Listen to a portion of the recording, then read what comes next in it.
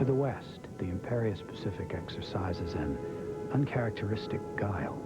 Faced with the hard, bare knuckles of a stubborn coast, the sea often spends itself not in batter and bludgeon, but in the delicate etching of wistful bays and arching beaches. This is a muted ocean, a whisper instead of a wail, and it seeks to lull, to deceive.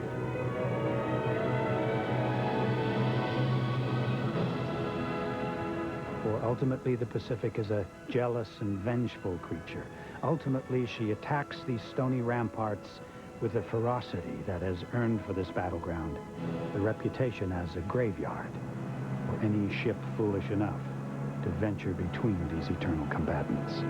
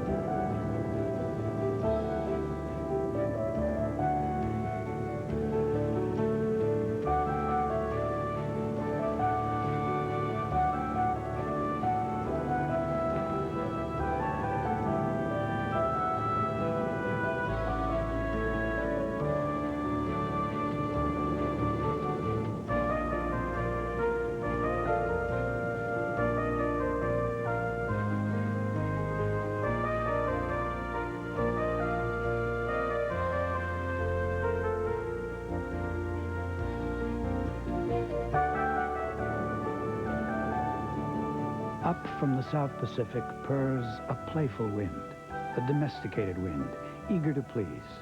A wind delighted to choreograph a colorful ballet out at the ends of 100 gossamer strings.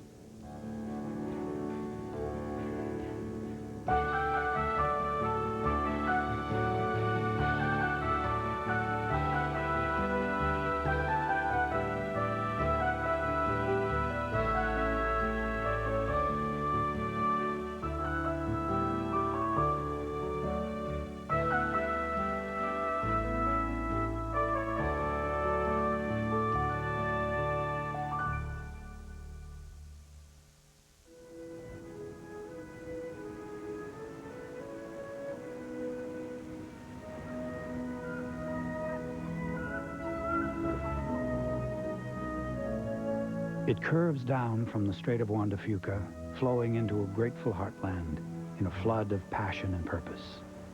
Puget Sound, a long salted wound, torn open 100 miles, surging with life, pulsing with tidal energy, eagerly going about its business.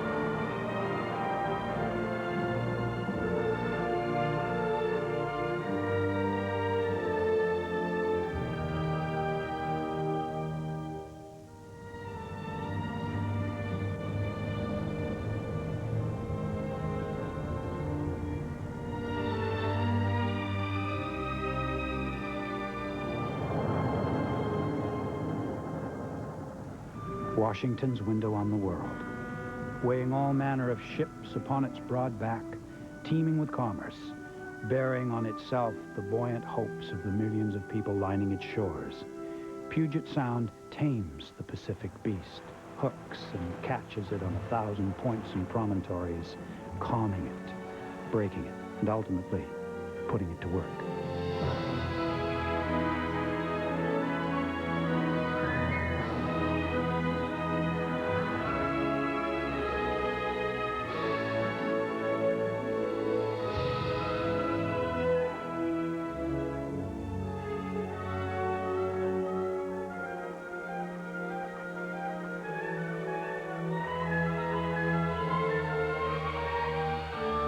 A rich, flat plain endures its annual flood, not of seawater, but of color.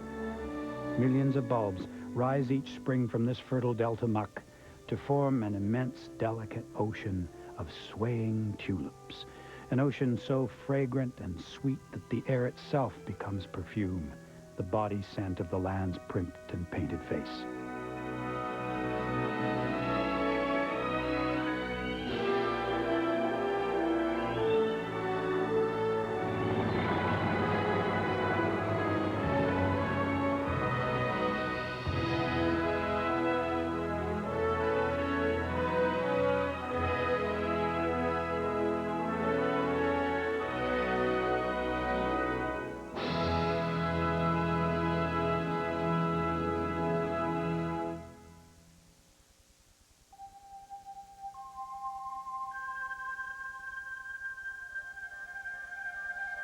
A spectral spirit, born of dreams and dreamers.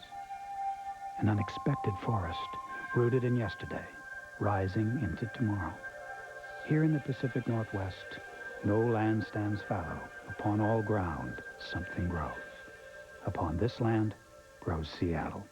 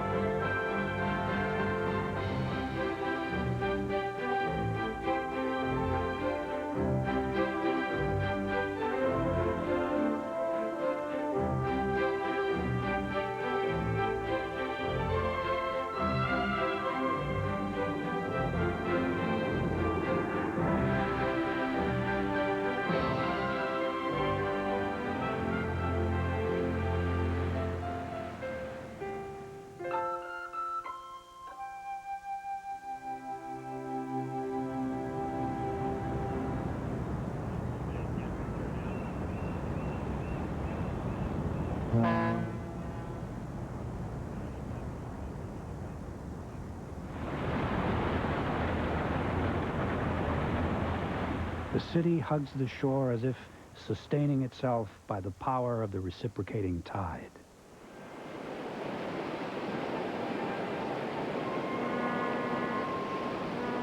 Seattle defines the Sound, and the Sound defines Seattle, as together they wrap themselves sensuously around the lithe, curvaceous beach, trading a regulated urban grid for a more sweeping, more creative attitude, commuting by ship, skiing the wind, plowing forward in eager, restless anticipation.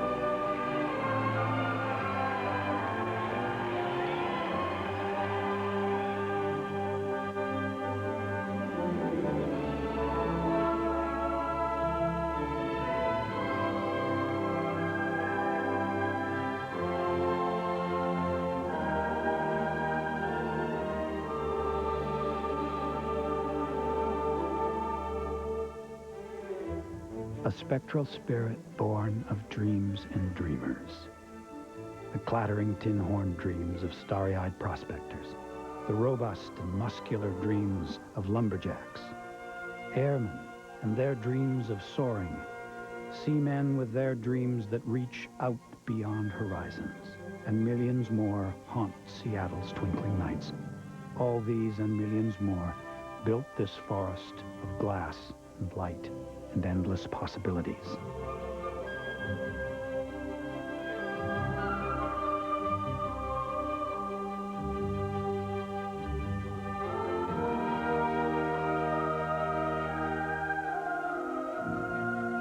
To gaze upon this city is to gaze upon a field of stars, one for every vision ever born here, one for every dream ever dreamed.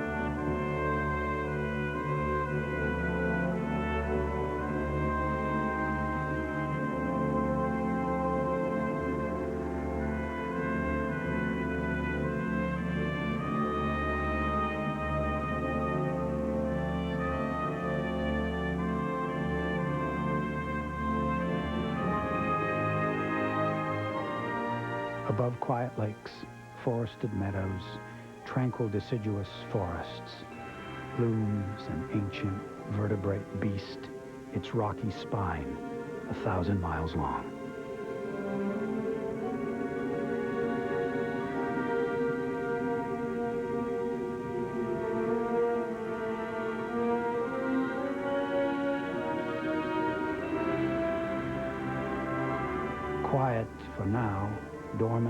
and slumbering, this skeletal artifact rears up motionless and primitive, bearing proudly the slashes and scars of its fiery creation.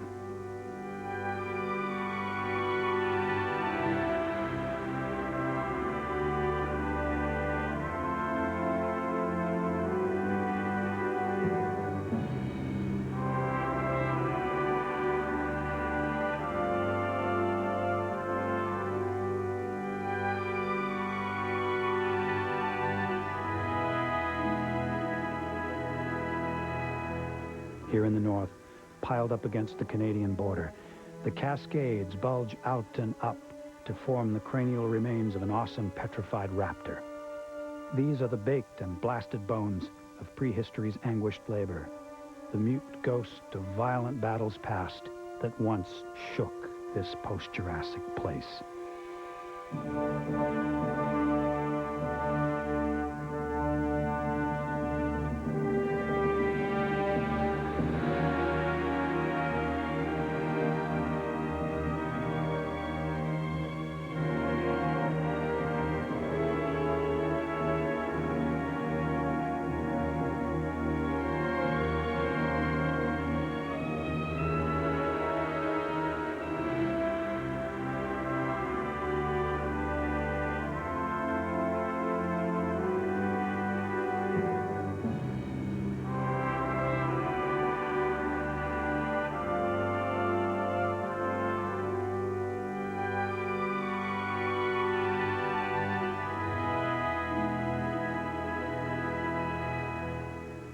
Her fire gone, her heat remains.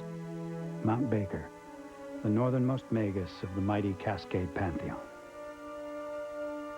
Stately and magnificent, she reigns as a monarch among monarchs, watchful of her subjects ranged silent and obedient around her, and casting her royal gaze out over the hems of an emerald skirt, flowing away smoothly and softly to the sea.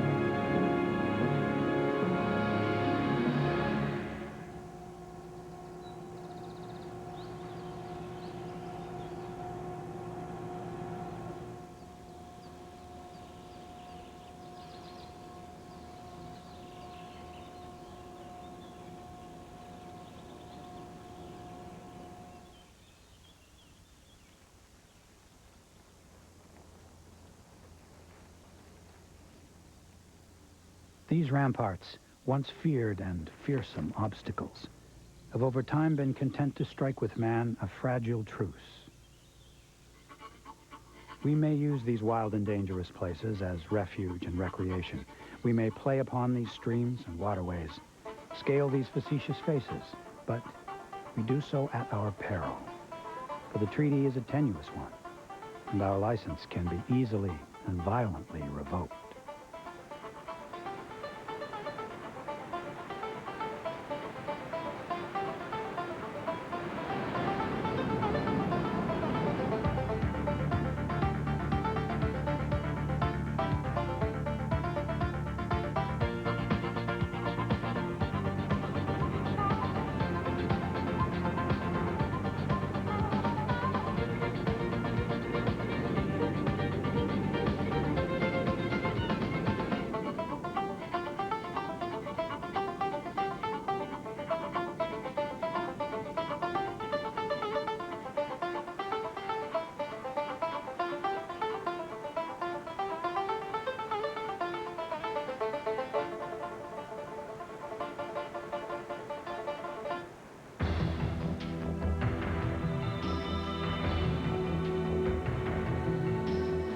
The rivers ran thick with liquid earth, and mighty forests were brought to their knees.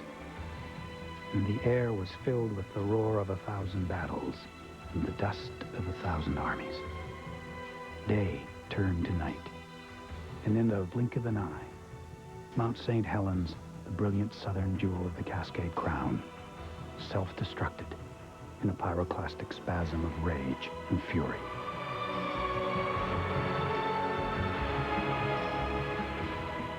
She stands now in lopsided disfigurement, a curiosity, burned out, blasted facsimile of her former self.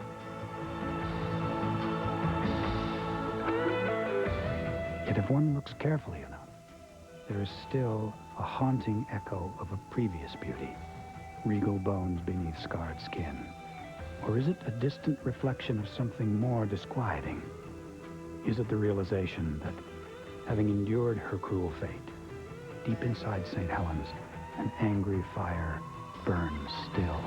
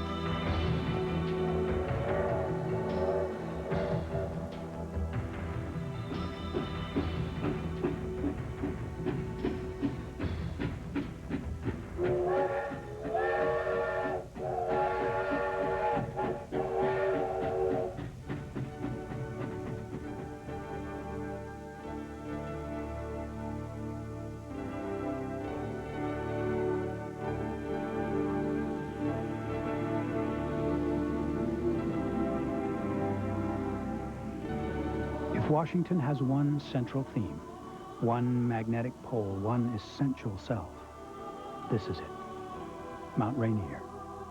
No other symbol so defines us. No other monument so captures our imaginations, our dreams, and our aspirations. Monolithic in reality, yet in our hearts and in our souls, it stands larger still, larger than life, symbolically visible from every corner of the state. Rainier seems to represent the values at our core: challenge, struggle, pride, and ultimately, achievement.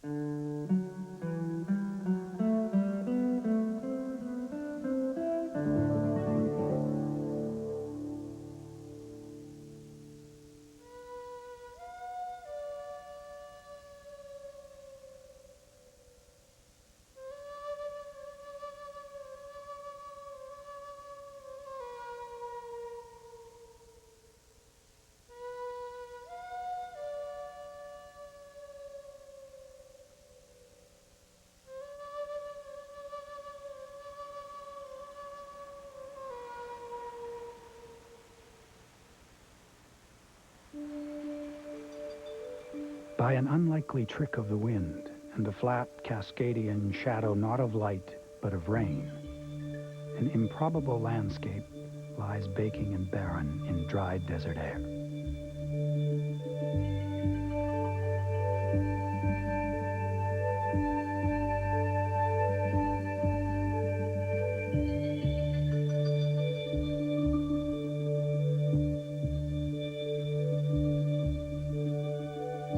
Silence, broken only by drafty whisper or rattle of warning. Desiccated crenellations toss and roll horizon to horizon in gritty waves, an ocean of sand and rock and featureless isolation.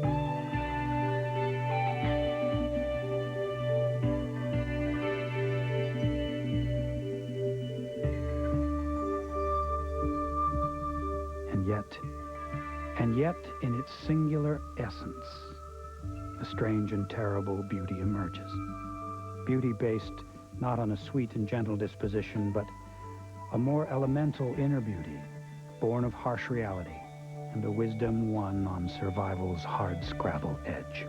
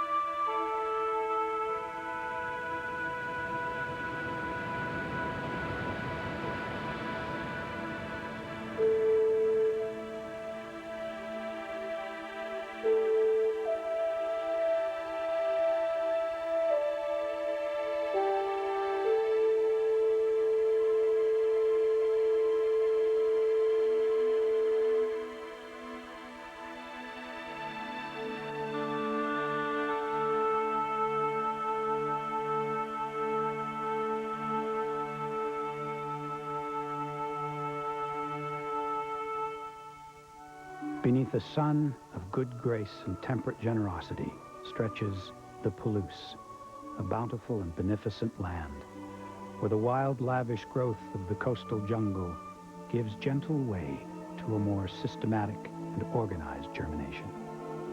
Here is practiced that most ancient and most human of arts, cultivation. Cultivation of crops, cultivation of values, cultivation of an exacting yet rewarding way of life that stretches back to the very dawn of man.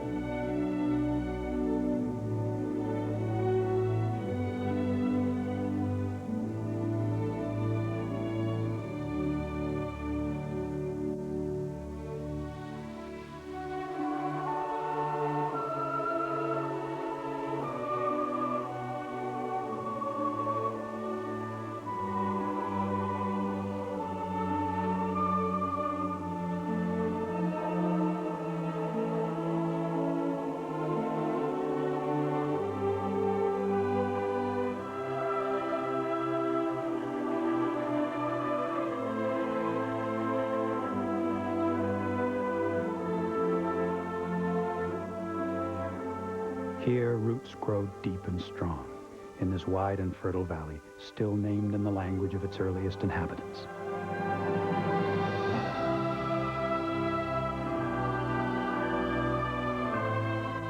Here, the precious ore of humanity runs through the soil in rich seams.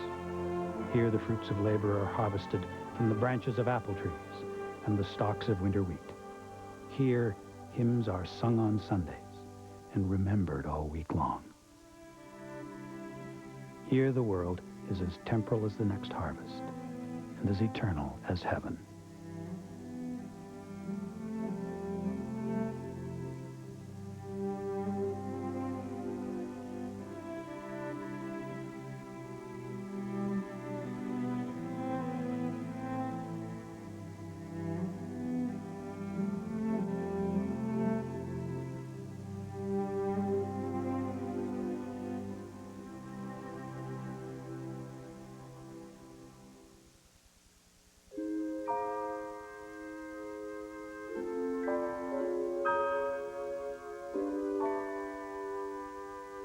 These are the great arteries of Washington, moving in serpentine canyons, the lifeblood of a state. They prowl in perpetual restlessness, forever captive to the irresistible force of gravity, sentenced to an unstoppable course of dizzying twists and turns, imprisoned in solid rock, forever flowing, calling no place home.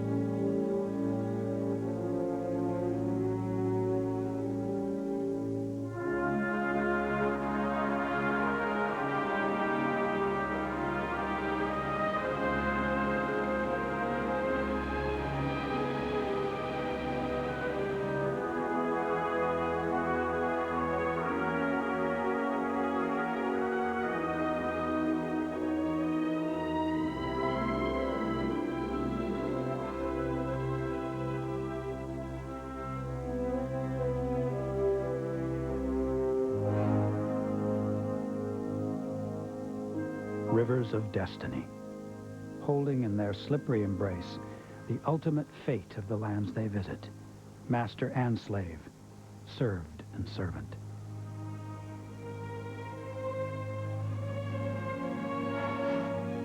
Though imprisoned themselves by canyon walls and muddy banks, they are, in fact, liberators, as highways, as power generators, as sources of life-giving irrigation, and as shiny, liquid playgrounds.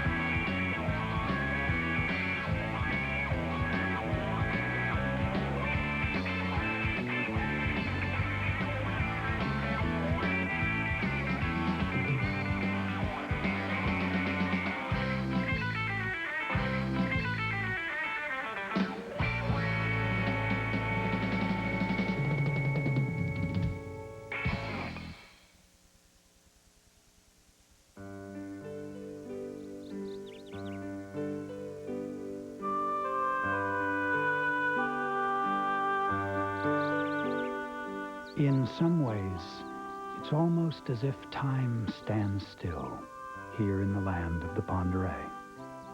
In some ways, the echoes of the past don't seem like echoes at all, but more like invitations to saddle up and ride the land. Ride it as our forebears rode it. Ride it with the spirit and abandon of an era less restricted, less conformed.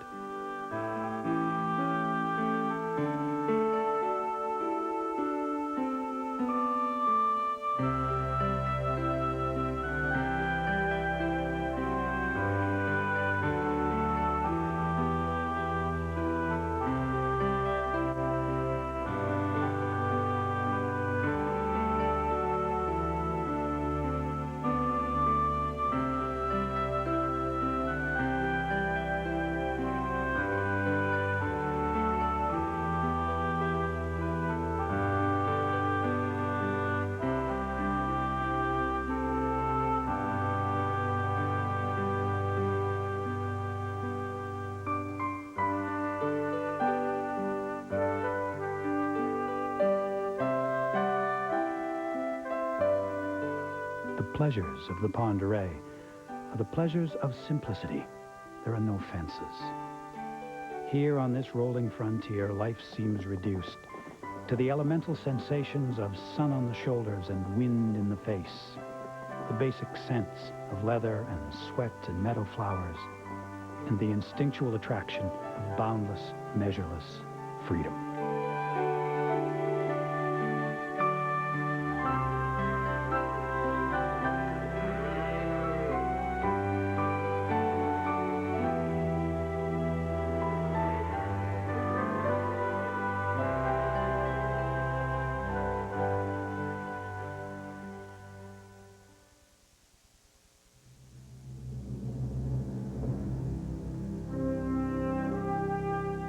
This land is the masterpiece of creation, a canvas splashed with impossible colors, a timeless symphony for an ageless orchestra. This land whispers words too beautiful to write, sings hymns too heavenly to hear, thinks thoughts too splendid to contemplate. This land is a land of dreams, conjured up in an instant of perfect sleep, from which we pray never to awaken.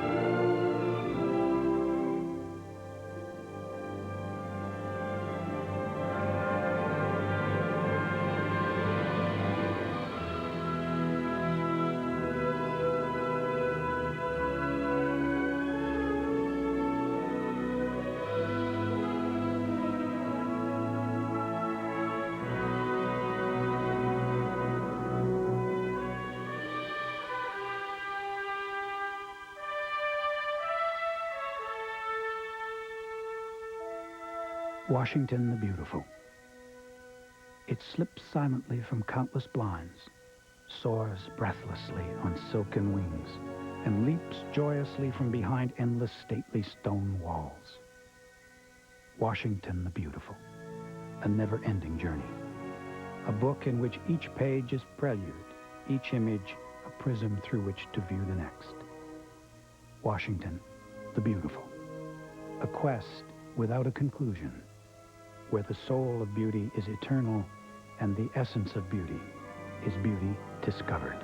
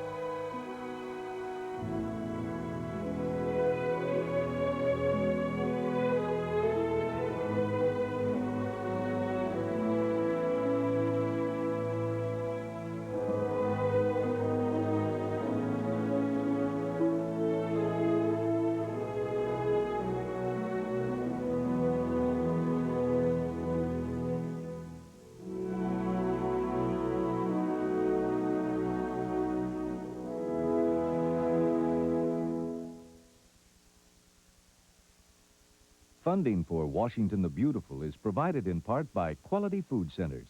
QFC hopes you and all our customers enjoy this spellbinding tour of Washington State. And by Seafirst Bank, serving the people in Washington for over 125 years. Whether it's electronic banking services to simplify busy lives or investment services to plan for the future, let Seafirst put your money in motion. To order a copy of Washington the Beautiful, call 1-800-937-5387 or send $19.95 plus shipping and handling to the address on your screen.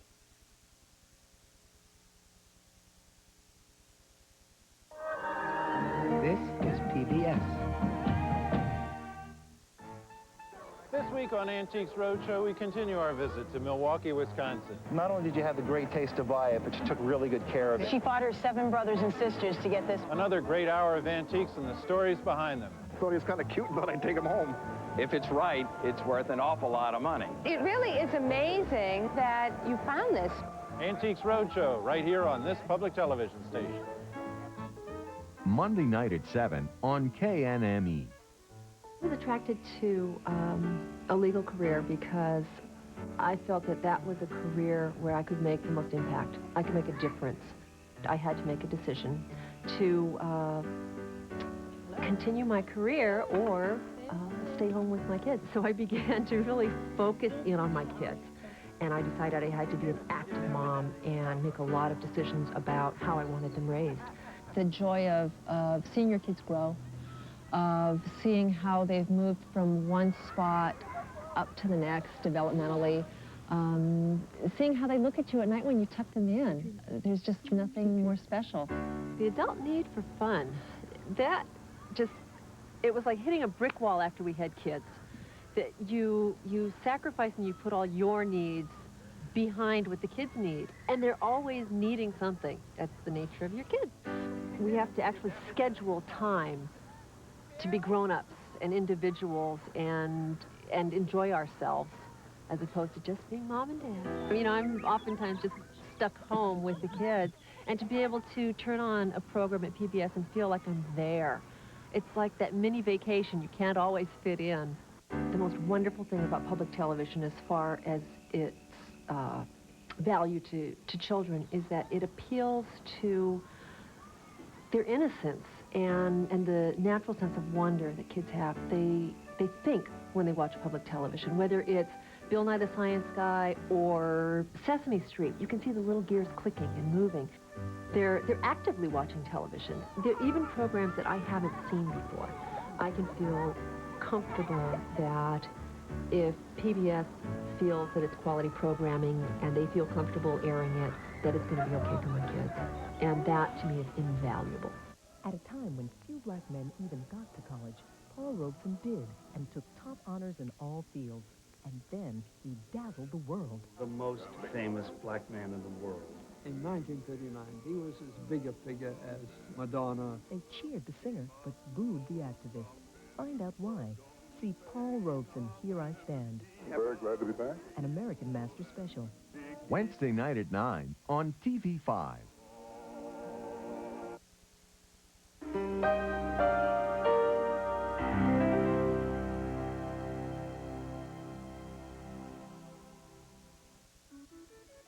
Confused about the cosmos? Can't tell a planet from a star? Then give us just 5 minutes and we'll show you what they are. Jack Horkheimer, stargazer, director of the Miami Space Transit Planetarium, tells you all about the night sky and the biggest show of all, the universe. And now this week's episode.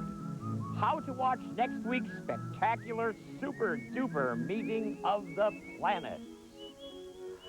Greetings, greetings, fellow stargazers. And if you go out stargazing only once this entire year, please, I beg you, make that night Tuesday night next week, February 23rd. Because on that night, the two brightest planets will come together visually in the closest meeting of any planets of the entire year. Astronomers call this a planetary conjunction. And many consider next week's planetary meeting one of the best of the entire decade. And I agree. Let me show you. Okay, we've got our sky set up for the middle of this week, Wednesday, February 17th, looking west-southwest about 45 minutes after sunset, where you will see an absolutely exquisite celestial threesome. Closest to the horizon, an exquisite new crescent moon, and just above it, the brightest planet, 8,000-mile-wide Venus. And just above it, the second brightest planet, 88,000-mile-wide Jupiter. Now, what I want you to do is this. If at all possible, go out every single night, about an hour after sunset, and watch these two planets as they move closer and closer to each other. Until Tuesday night, the 23rd, they will be so close it will take your breath away. Okay, on Wednesday of this week, the 17th, Jupiter and Venus are about 12 full moon widths apart. But by the next night, Thursday, the 18th, they will be only 9 full moon widths apart. And will make an even more exquisite picture with the crescent moon than they did the night before. Don't miss this, please. Then Friday the 19th, 7 moon widths apart, and on Saturday the 20th, only 5 full moons separate them. Sunday the 21st, 3 moons apart, and Monday the 22nd, only 1.5 moon widths apart. But then, unbelievably, in just 1 day's time, Jupiter and Venus come so close visually that on Tuesday night, February